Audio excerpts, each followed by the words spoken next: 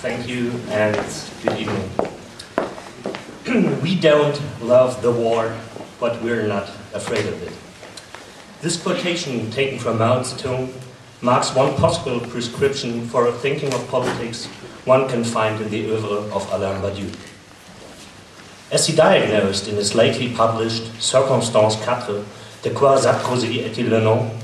Today it seems that for the public opinions and the common sense, the only thinkable model of politics is a politics of fear.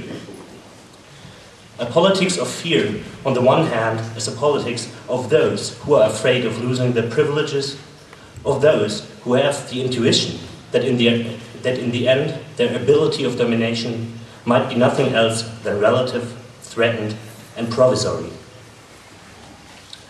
This form of a politics of fear operates since it is driven by what Alain Badiou calls primitive or essential fear as a politics of reforms, and by doing so constantly attempts to stabilize and perpetuate the politically given. But on the other hand, does this opinion of politics generate a second fear, a derived fear, the fear that drives the political opposition? This secondary fear is in one sense even more reactive than the first. It is always already preconditioned by the first one, and so is only able to develop a passive thinking of politics. It insists in a purely passive manner on the vague and indeterminate, after all abstract negation of the first mode of a politics of fear. The only thinkable form of politics from this position is one that is always oriented towards the politics of stability and reforms, and by doing so, it internally accepts the presupposed model of change and variation, change as reform. Against these two modes of an assumed politics that rises from fear, one can easily see that Mao's comment, "We don't love the war, but we're not afraid of it," designates at least one essential difference in its thinking of politics. It marks the thinking of politics that's not in any way driven by fear, because it neither leads to an attempt of preservation of the given, nor to an abstract negation without any creative potency. But to not want war, but also not to be afraid of it, means in no way to refer to a position of actual violence as a possible creative operation. It is neither a violence used for the dominant preservation of the given situation, nor a violence that aims at the abstract negation of the same situation.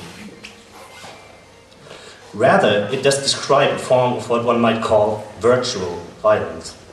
A violence that's in no way a mode of political operation that's dictated by the given situation, or to put it shortly, it is a violence that does not originate in fear, but in courage. An affirmative concept of a politics of emancipation in this sense cannot begin with an affect or an opinion which is proper to the structure of a given situation. So, if we want to try to follow Badiou, first and foremost, we have to renounce any politics of fear and should try to join him in developing what he called an alliance of the non-afraid, alliance de sans peur. To me, it seems that for doing so, one necessary step to take is also to reject any form of violence which is already a part of the structure of the situation. An alliance of the non-afraid, as starting point of an affirmative concept of politics, must not want war, but also it has not to be afraid of it. An alliance of the non-afraid is a first step one can and should affirm. Yesterday, Alain Badiou finished his lecture with remarks on Wallace Stevens and the promise of novelty in the political field. We can learn about a specific form of novelty, about the giving form to the formless, in a classical field of creation, in the field of artistic creation. So Alain Badiou will speak to us today also about this relation between artistic creation and political novelty, and we will probably hear more about Wallace Stevens, I guess. Let me just try to make a remark on one point in Badiou's inesthetics, which seems to me one of the most relevant and difficult points of his thinking of art. It is the concept of an idea as a result of a process of and in the sensible. The idea of an eternal truth that is the result of a process of creation directed against present imperatives of circulation and communication. It is an affirmative new approach toward and of art, an approach that needs to be distinguished from common approaches we know. Concerning the relation between truth and art, and the relation between philosophy and art, there are three forms to think this relation. It is in his Handbooks of Inesthetics that Badiou pronounces these three paradigms of the relation between art and philosophy. The first one he calls didactical. Here the production of art is submitted to the imperative of the idea. This paradigm is related to Plato's critique of art and later on to Brecht. The second, called classical, is related to the poetics of Aristotle as well as to the thinking of art, for example, in the Lacanian psychoanalysis. Art has a therapeutic function and is bound to the rules of enjoyment. And finally, the third paradigm is the romantic one. Here, art is understood as a descent of the infinite idea into the realm of the world. Now, in none of these schemes, the relation of art and truth is thought of as being both singular and immanent. And this is Badiou's in itself affirmative thought. We have to affirm art itself as a process of truth. So what does this mean? It means that in Badiou, art becomes itself a procedure of a singular truth, a truth that is irreducible to any other truth, be it scientific, political, or amorous. Truth is immanent to art and is singular. Out of the impure sensible material, art is a process of purification that gives form to an impure form. Now this art, which we have to affirm, this art which teaches its own existence, is powerful and weak in its very singular existence. Weak and non-substantial because irreducible, powerful because a process of its own right.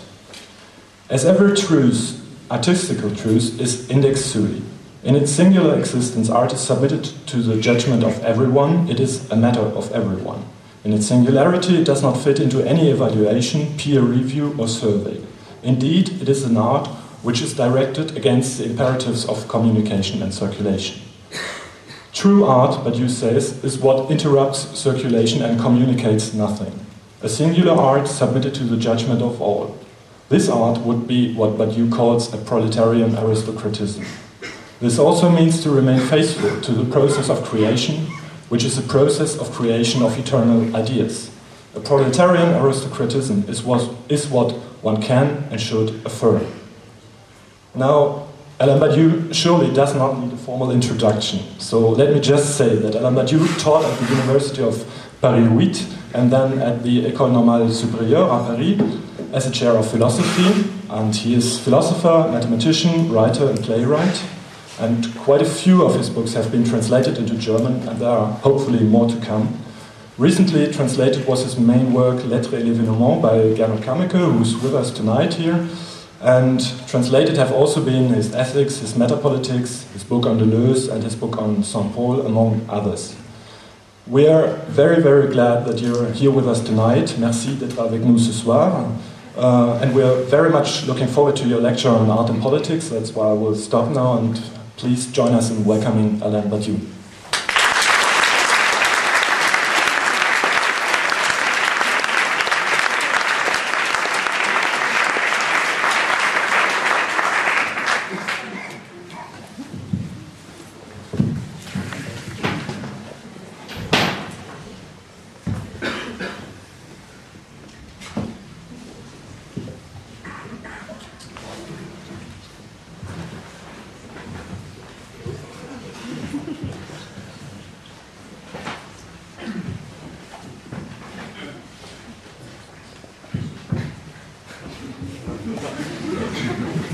It's a performance.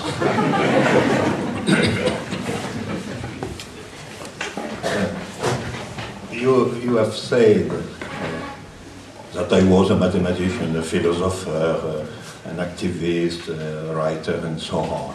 Thank you so much. But certainly I am not a good English speaker. The most important questions that a philosopher addresses to artistic creation are, in my opinion, first, what is the function, the destination of arts? And in regard to this destination or this function, what is the situation of the artistic practice, of the artistic creation, here and now. I remember some lines of your great poet Rainer Maria Rilke.